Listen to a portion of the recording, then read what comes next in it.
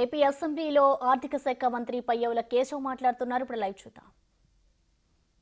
పైసలు పెట్టుబడి పెడుతుంది, పథకాన్ని నడిపేస్తుంది.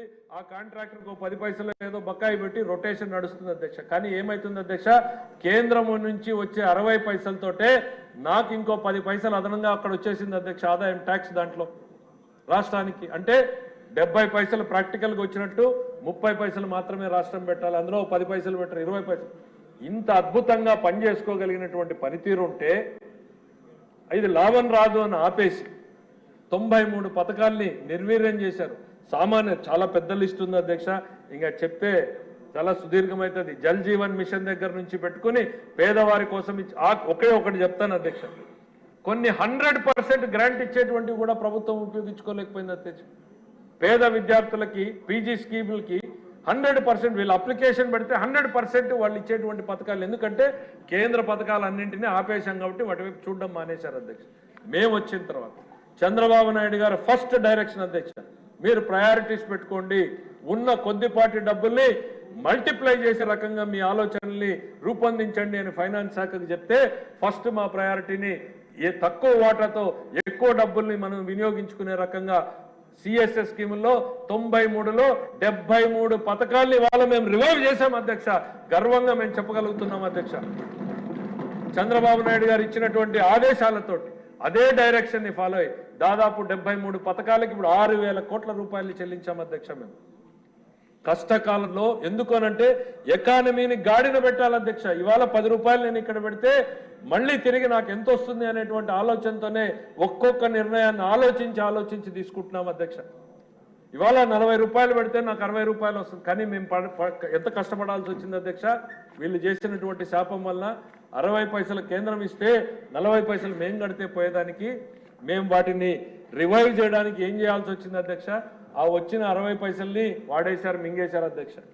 అది పోయింది.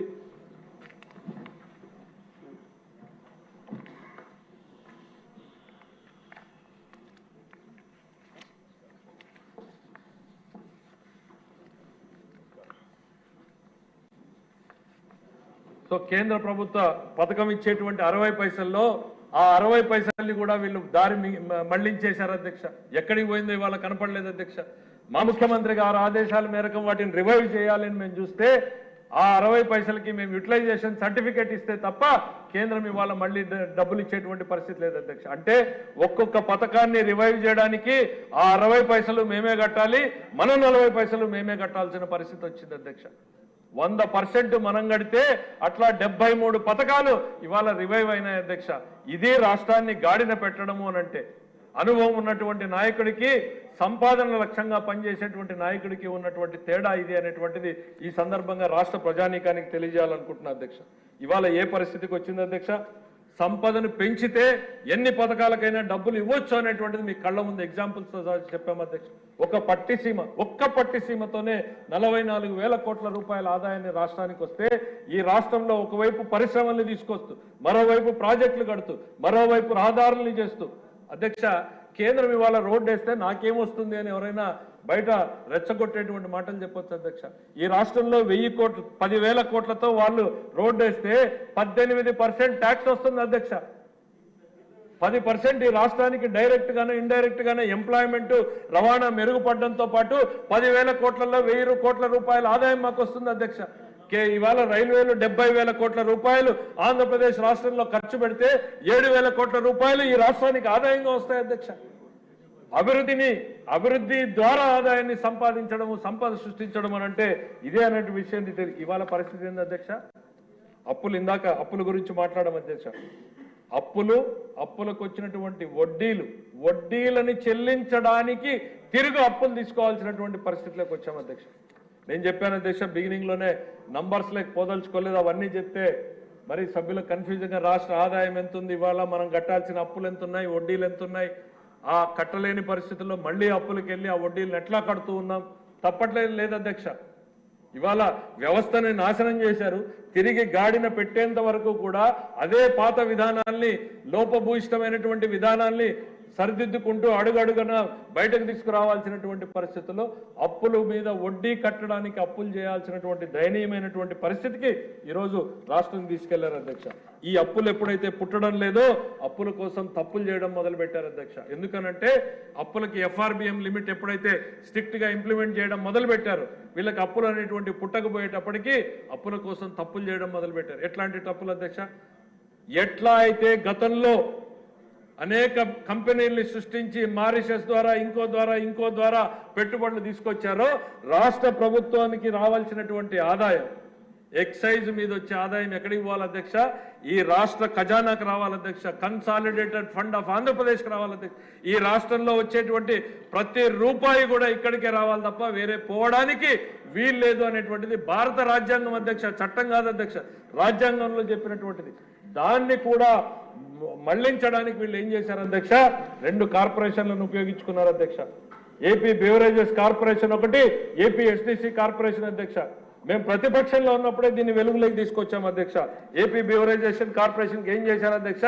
రాష్ట్రంలో ఇక్కడ ఇంకా మాకు అప్పులు పుట్టడం లేదు కాబట్టి అని చెప్పి ఇదిగో ఈ 2 కార్పొరేషన్లకి ఆదాయాలు ఉన్నాయి అంటూ చూపించి చాలా సీక్రెట్ గా చేశారు అధ్యక్ష. ఎక్కడా కూడా బయటికి రాకుండా 25,000 కోట్ల ఈ ఆదాయాన్ని ఏపీ డెవలప్మెంట్ కార్పొరేషన్ కొంత ఇచ్చారు. వాళ్ళకు 14,000 కోట్ల రూపాయల్ని ఒక 5 బ్యాంకులతో అప్పు తీసుకున్నారు. కొంత డబ్బుని ఏపీ బెవరేజెస్ కార్పొరేషన్కి ఇచ్చి అక్కడ 13,000 కోట్ల రూపాయలు బాండ్స్ రూపంలో రైజ్ చేశారు అధ్యక్ష. 10%, 10.5% వడ్డీలకు తీసుకొచ్చారు అధ్యక్ష. పొరుగు రాష్ట్రాలు 8% వడ్డీలకు తెస్తుంటే 10.5% వడ్డీలకు తీసుకొచ్చినటువంటి పరిస్థితి అధ్యక్ష. అప్పుల కోసం తప్పులు చేశారు అధ్యక్ష. దీన్ని ఎప్పుడైతే ప్రతిపక్షంలో ఆ రోజు మేము ఎత్తి చూపించామో అధ్యక్ష, కేంద్ర ప్రభుత్వం దీని మీద ఇది తప్పు, ఇది రాజ్యాంగ విరుద్ధం అంటూ నిబంధనలు మార్చింది అధ్యక్ష. ఆ డాక్యుమెంట్లు కూడా మా దగ్గర ఉన్నాయి అధ్యక్ష. ఈరోజు ఏమధ్యక్ష ఇవాళ ఇక ఇట్లా 2 కార్పొరేషన్లు అధ్యక్ష, 41 కార్పొరేషన్ ని ఇట్లా అప్పుల పాలు చేసినటువంటి పరిస్థితి. ఆ జాబితా కూడా సభ ముందు పెట్టడానికి సిద్ధంగా ఉన్నాం అధ్యక్ష. అన్నింటినీ కూడా అంటే అప్పులని ఉపయోగించుకోవడానికి కార్పొరేషన్, ఇది ఈ 2 కార్పొరేషన్ల అధ్యక్ష. ఇంకో అద్భుతమైన ఆలోచన చేశారు అధ్యక్ష. మనం బయట బోర్డు తిప్పేసే కంపెనీలను రోజు చూస్తూ ఉంటాం అధ్యక్ష పేపర్లో. ఏపీ ఫైనాన్షియల్ సర్వీసెస్ కార్పొరేషన్ అని ఒకటి పెట్టారు అధ్యక్ష. దీని ఫలితం ఏంటి అని అంటే వాళ్ళు మేము బ్యాంకులు మీకు అధిక వడ్డీని ఇస్తాం మాకు ఇవ్వండి అని. కేవలం బయట చీటింగ్ కంపెనీలు ఎట్లా చేస్తాయో అదే ఏపీ ఫైనాన్షియల్ సర్వీసెస్ చేసి రాష్ట్రంలో వివిధ సంస్థల్లోనూ ఆర్గనైజేషన్లోనూ కార్పొరేషన్లో ఉండే డబ్బులు, ఎన్టీఆర్ హెల్త్ యూనివర్సిటీలో ఫీజులు కట్టినటువంటి స్టూడెంట్ల డబ్బు 400 కోట్లు బలవంతంగా, ఇంటర్మీడియట్ బోర్డులో మనమందరం చిన్నప్పటి నుంచి 40-50 సంవత్సరాల నుంచి పేరుకుపోయినటువంటి డబ్బులు, స్త్రీనిధి కార్పొరేషన్ మహిళల కోసం ఉపయోగించినటువంటి నిధులు, ఇట్లాంటివి అన్నింటినీ డైవర్ట్ చేసి ఏపీ ఫైనాన్షియల్ సర్వీసెస్ తెచ్చారు. మంచిదే, మీరు బ్యాంకింగ్ చేసి అవి ఎవడికో అప్పిచ్చి వాళ్ళకి తిరిగిస్తే సంతోషం అధ్యక్ష. కానీ ఏం చేశారు అధ్యక్ష? ఇవి ఇక్కడికి రావడం, ఇక్కడ నుంచి ఏపీ SDC ఎక్కడా లింక్ దొరకదు అధ్యక్ష. ఇక్కడ నుంచి ఏపీ SDC స్టేట్ డెవలప్మెంట్ కార్పొరేషన్కి ఇవ్వడం, అక్కడ నుంచి రాష్ట్ర ప్రభుత్వంలో ఉన్నటువంటి పథకాలకి ఇవ్వడం. ఎవ్వరు భారతదేశంలో ఏ రాష్ట్రం కూడా చేసి ఉండదు అధ్యక్ష. ఇవాళ ఆ 4,000-5,000 కోట్లు ఎవరు చెల్లించాలి అధ్యక్ష? ఏపీ ఫైనాన్షియల్ సర్వీసెస్ కార్పొరేషన్ది ఈ రాష్ట్ర ప్రభుత్వం. అక్కడ ₹1 లేదు అధ్యక్ష. ఇందాక అప్పుల గురించి మాట్లాడినప్పుడు ఒకటి మర్చిపోయాను అధ్యక్ష, చెప్పాలి తప్పకుండా. పబ్లిక్ అకౌంట్ లైబిలిటీస్ 80,000 రూపాయలు ఉన్నాయని. ఈ 80,000లో ఏంటి అధ్యక్ష? ఈ పబ్లిక్ అకౌంట్ లైబిలిటీస్ అంటే ఉద్యోగులు వాళ్ళ PFలో ఆ CPC కాంట్రిబ్యూషన్, స్మాల్ డిపాజిట్స్ ఇట్లాంటివి పెట్టుకున్నటువంటి అధ్యక్ష. దానికి ఈ రాష్ట్ర ప్రభుత్వం ఒక ధర్మకర్త మాత్రమే అధ్యక్ష, ట్రస్టీ మాత్రమే అధ్యక్ష. దాన్ని వాడుకోవడానికి లేదు అధ్యక్ష. 80,000 కోట్ల రూపాయలకి ధర్మకర్తగా ఉండాల్సినటువంటి ప్రభుత్వం అకౌంట్లో 80,000 కోట్లు కనపడుతున్నాయి అధ్యక్ష. 80,000 కోట్లు క్యాష్ లేదు అధ్యక్ష. ఇట్స్ ఎ ఫ్యాక్ట్ అధ్యక్ష, ఇట్స్ ఎ ఫ్యాక్ట్. అధికారులు ఉన్నారు, ఒక శాసనసభని తప్పుదోవ పట్టించాల్సినటువంటి అవసరం మాకు లేదు అధ్యక్ష. అందులో స్టాట్యూటరీ లైబిలిటీస్ కొన్ని ఉన్నాయి అధ్యక్ష. 21,000 కోట్ల రూపాయలు విధిగా రాజ్యాంగబద్ధంగా ఉద్యోగులకు చెల్లించాల్సినటువంటి ఉన్నాయి అధ్యక్ష. అవి కూడా డైవర్టెడ్ అధ్యక్ష. అంటే ఇవన్నీ అర్థం చేసుకోవడానికి మేమేమి ఆర్థిక శాస్త్రవేత్తలం కాదు అధ్యక్ష. ప్రజల మధ్య గడిపి ప్రజల కోసం నిరంతరం ప్రజల కష్టాలను బాగు చేయడం కోసం వచ్చినటువంటి వాళ్ళం. మాకున్నటువంటి పరిమితమైన జ్ఞానంతో చంద్రబాబు నాయుడు గారి సూచనలతో సలహాలతో అధికార యంత్రాంగాన్ని కూడా కూర్చోబెట్టుకుని ఎట్లా ముందుకు పోవాలని తవ్వుతూ ఉంటే ఒక్కొక్కటి వెలుగులోకి వస్తూ ఉన్నాయి అధ్యక్ష. అంటే ఇది నాకైతే తెలుగులో పదాలు ఆర్థిక అరాచకం విధ్వంసాన్ని మించి ఇంకేమైనా పదాలుంటే మీ గోదావరి భాషలో మీరే చెప్తే సంతోషిస్తాం అధ్యక్ష.